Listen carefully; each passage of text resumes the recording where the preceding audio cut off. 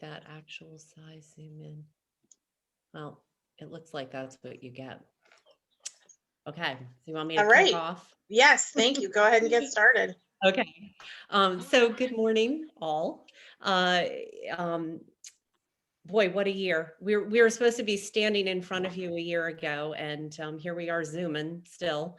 And the pandemic, wow, so many incredible things happened during the pandemic, and so many of them heart-wrenching. But we like to focus on the good things, and some of the good things that have occurred for us, and we hope for you, is spending a lot of time with your family, having updated your cooking capabilities. And personally, because I've been updating my cooking capabilities at home, I've been doing a lot of hiking.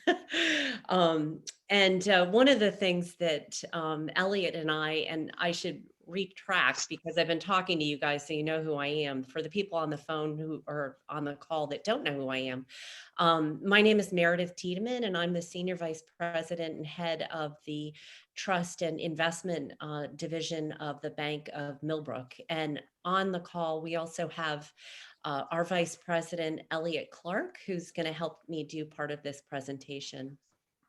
Elliot, you can wave. There's Elliot. And one of the things that we find in our business, and I'm sure you guys do in the legal business, is education is kicker for us. And our landscape keeps changing, whether it be the investment landscape, the tax landscape, estate planning, or fiduciary. So we're constantly trying to find ways to learn about the new rules or new ideas or what's coming down the pike. And one of the things the pandemic's really opened up for us is being able to do Zoom conferences like this, or webinars. There's just been an abundance of them, and they've really helped add to our toolbox of learning and reaching out. And our goal today is hopefully to help you learn a few things about, first of all, the Bank of Millbrook. We'd like to get to know you a little bit and let you know who we are. Also, a little bit about our clients and kind of what we've been seeing in this pandemic world. And then Elliot's going to pipe in and give us an overview of what we're seeing in the economy and the investment landscape.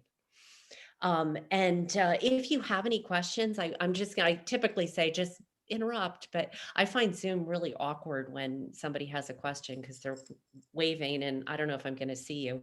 So I'd say just write down questions and we'll tackle some at the end of this.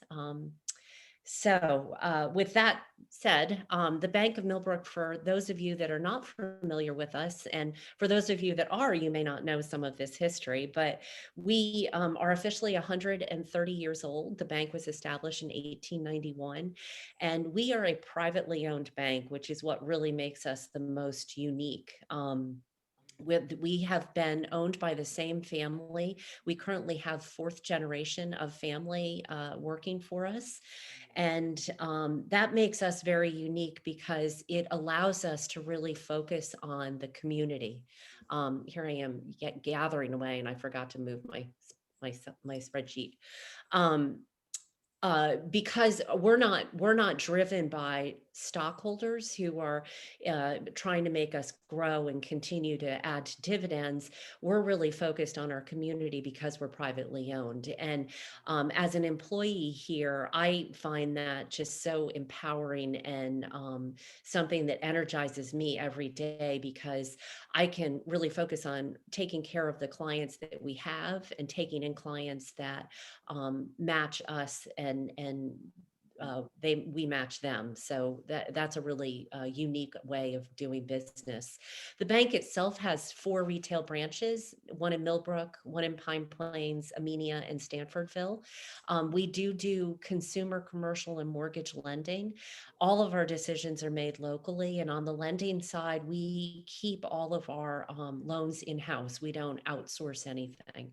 So we have the ability to really know who we're lending to. And that has really helped us become a very financially solid bank through some pretty difficult times. About 21 years ago, our current president, George Whalen III, that it would be a good idea to add a trust and investment services. So we've been in business a little over 20 years. We very thoughtfully have built the business. We like to say that when someone's hiring us to work with them, it's because we match them and they match us, and we can establish a long-term relationship with them. We are a fee-based investment advisor. We do not have a brokerage arm. We don't have commissions. We're all salaried, and we don't push products. We don't sell annuities or any products that you might see with more of a broker, but we do full investment management. We use ETFs and mutual funds, stocks, bonds, et cetera. We Just a few stats about us on the trust side. We currently have about 174 million under roof, is how we like to put it. Of that, about 2/3 of it is money that we actively manage. And that is to about 125 clients. We also have quite a large business in the fiduciary side, where we are hired as either full trustee or co-trustee. And of that, we have about close to 40 trusts that we manage. We do business for individual families. We do businesses for nonprofits, and then obviously the trust and fiduciary side. We also, I think it's important to note, and some of you might have already worked with us, that we outsource a lot of our work with legal or accounting to local partners. So we work with several different CPAs and several different attorneys. So we don't have anyone in-house to do that, which is also nice. Our team is starting with me. I've been in the business over 30 years. I came from, I like to say I grew up in banking in Hartford and got my Series 7 really long time ago, and ended up at Salisbury Trust for about 11 years before I came to the Bank of Millbrook, where I've been over 5.5 years now. I'm a CPWA, which stands for a Certified Private Wealth Advisor, which I passed several difficult tests through the University of Chicago's Booth School of Business.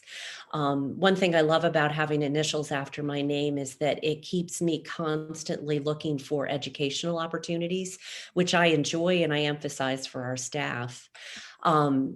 And Elliot came to us about 2 years ago. Elliot's a Millbrook native, and he came from the real estate side. Although he did study economics in college, he's been learning like a sponge. Elliot, as you will see later in the presentation, really enjoys the economy and the markets and stocks. He's got a great foundation for that and is studying for the CTFA, which is the Certified Trust and Financial Advisors designation, which you may see in many community banks. And then we have 2 trust administrators. One has been with us since we opened the doors, Barbara, and Laura Sumner came to us about 3 or 4 years ago. And Laura has a background as a paralegal and mostly in the nonprofit world. How we kind of do what we do. One of the things that I think is really important when you work with a small local bank is to know that we're very cognizant of the fact that our investment landscape is super complicated and we don't know everything. So what we have done is found some really good partners that we can hire and fire if we need to, but we also trust them for the type of due diligence and investment research and analysis that we don't have the time to do as we're spending time with our clients and running our business. The first of those clients, we custody all of our assets at Northern Trust, and which is a wealth management bank in Chicago. They're one of the largest in the wealth management business, and I believe they have so much under management. It's mind-boggling. I'm going to say like $2 or $3 trillion. We also buy their investment research, so they're a great resource for us as well as educational opportunities. We also work very closely with Vanguard. We design a mutual fund and ETF solution for our smaller accounts. And because we are a fee-based advisor, we charge our fees based on what size an account is with us. We don't want our clients to have extra fees in the investments that we offer them. And Vanguard's one of the best in the business for low fees. And also they're conservative outlook on investments, which matches our outlook. And we also hired a company called FCI Advisors, who are actually out of the Midwest, out of Missouri. They have about $12 billion under management, and they have an entire team that helps us individually design stock and bond portfolios for our clients. We love working with FCI because they really do customize the portfolios for our clients. And we also have these end say all. So if we have a client that doesn't want any of the sin stocks like tobacco or environmentally conscious companies, we can tell them we don't want that in the portfolio, and they'll design around it. And the returns that we've been experiencing with them have been really impressive. So we're very happy with that relationship. And just to kind of highlight a little bit about what the investment landscape has looked like, I wanted to talk about this chart, but I also promised you I would talk a little bit about, so I'm going to move this chart away so you can't stare at it, what we're seeing from our clients in the past year. And some of the changes we're seeing are pretty interesting. One client was a very large account who sold a generational business. And this guy had done nothing but work in this business his entire life, made a nice sum of income, but had never had an investment in his life.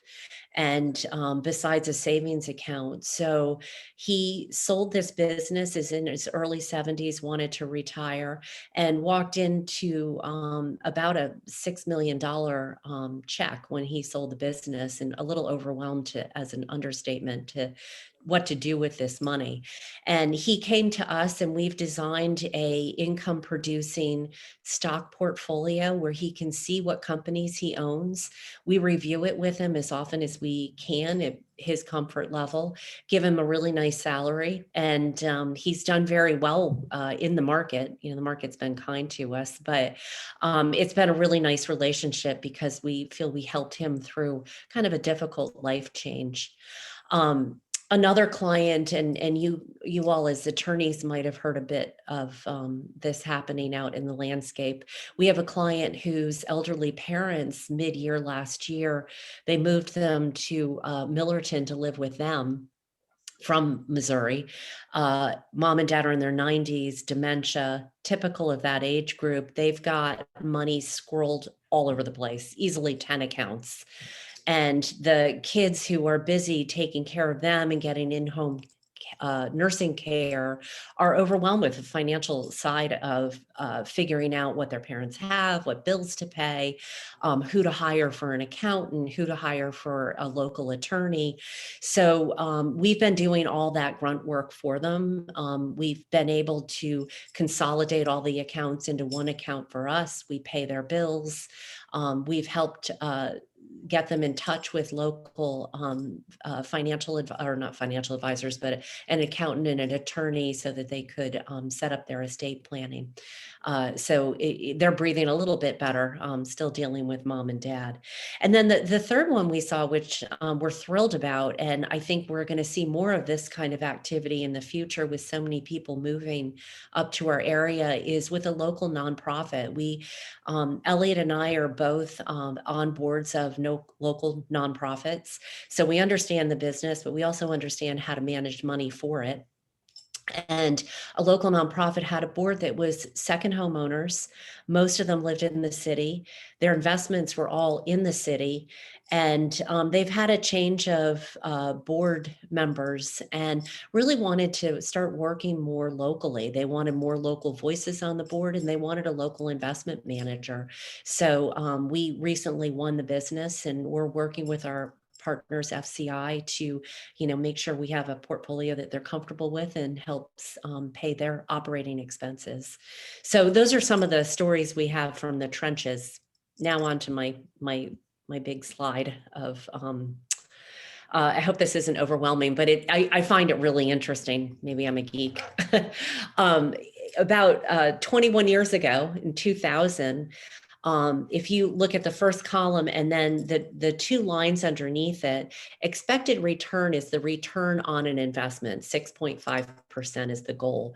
Standard deviation is basically a measurement of risk. And in 2000, you could buy an investment grade bond at about 6.5%. US government bonds were paying about 5% back then. Fast forward to today, the 2-year treasury is paying about 0.4%. So very different landscape on the bond front today. But you could get 6.5% with very little risk and retire on that. Elderly clients, that's what they liked. Then we got hit with the financial crisis, the Great Recession, and interest rates plummeted. And to get that same 6.5%, our little old ladies who were clipping coupons on the bonds now are required to own about 75% of their portfolio in stocks to get the income from dividends. And I think a lot of our elderly clients have been used to that paradigm. They've made it through the past 11 years, which have been pretty hairy and a lot of fluctuation, but they've done very well. So that was a good thing. But when you fast forward to 2021, what we're seeing to get that same 6.5%, again, the risk level has just increased exponentially.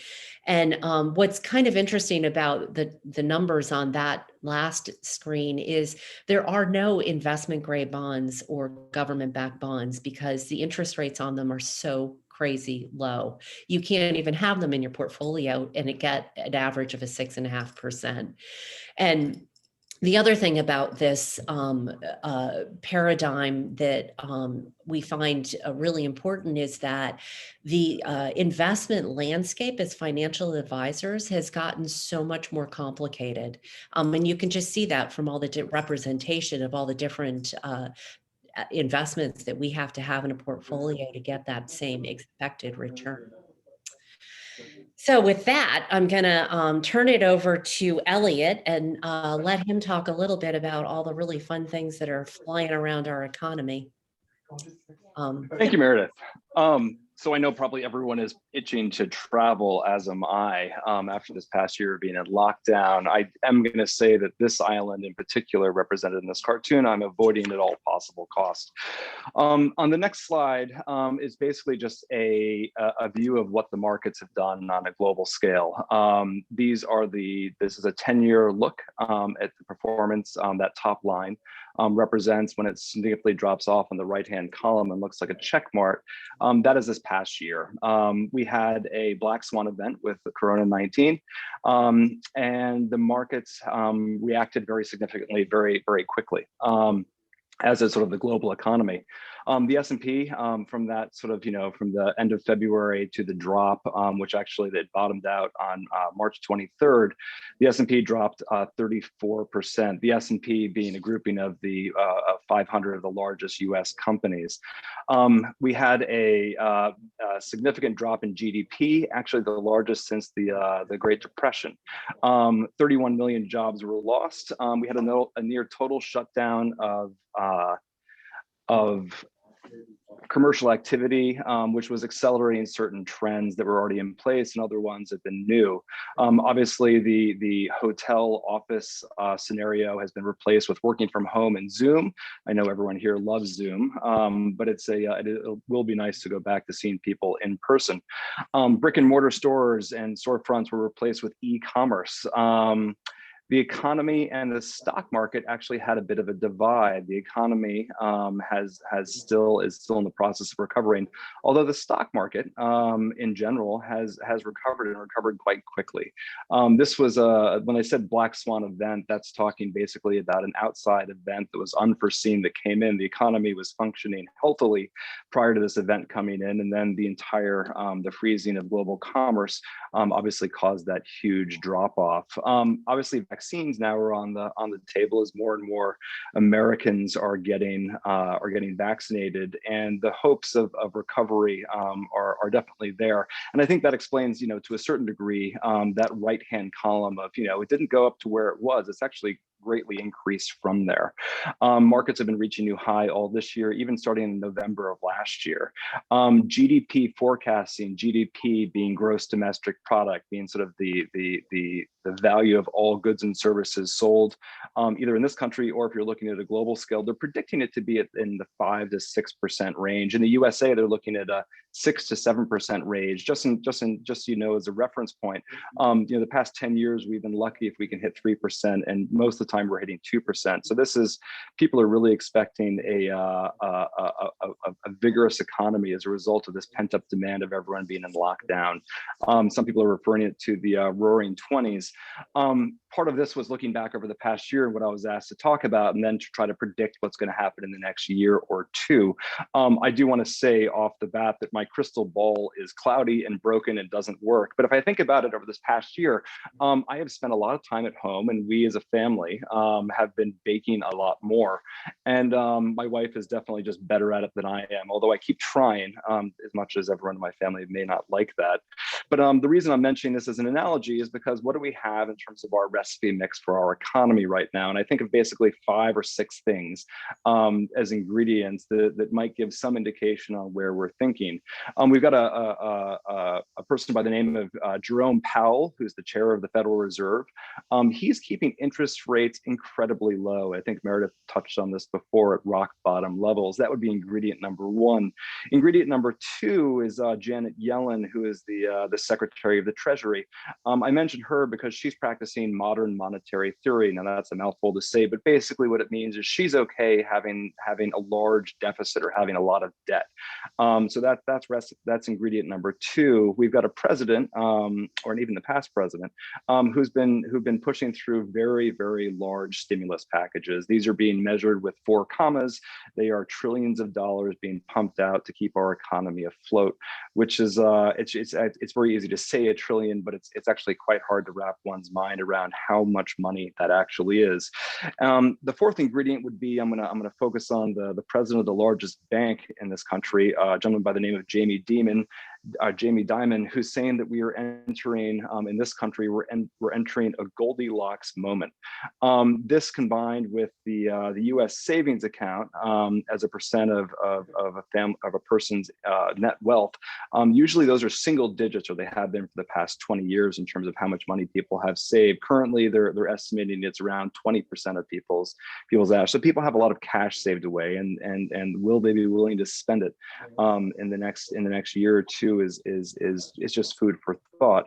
The service industry, we're showing this graph that shows that the market is skyrocketing. That's true, but that's not true across the board. The service industry in particular, people are still shopping. I know that myself, my cardboard box at my when I put my trash out during the day is probably 3 or 4 times greater than it was in the past couple of years. We're still shopping quite a lot, and shopping a lot through e-commerce. But in terms of going to actual stores, those brick and mortar stores and service-based industries have not recovered yet, and they with vaccines and economies reopening, we're predicting that that with all those ingredients, this cake might rise quite a lot.